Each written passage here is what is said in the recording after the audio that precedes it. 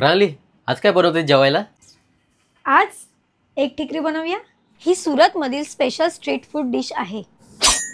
एक ठिकरी बनवण्यासाठी मिरची, कोथिंबीर, कांदा हे सर्व साहित्य बारीक चिरून घेतले आणि एका खलबत्त्यामध्ये मिरची आणि कोथिंबीर टाकून चांगलं ठेचून घेतले।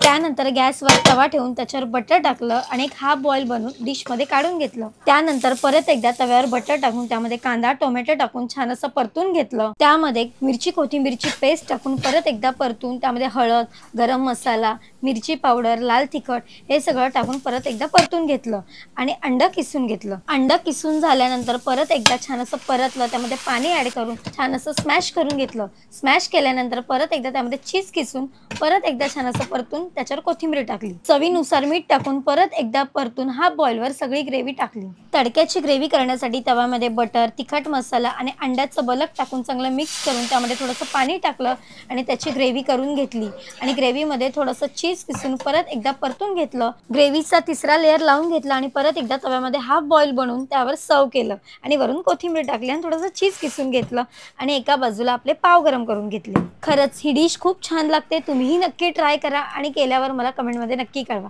Thank you.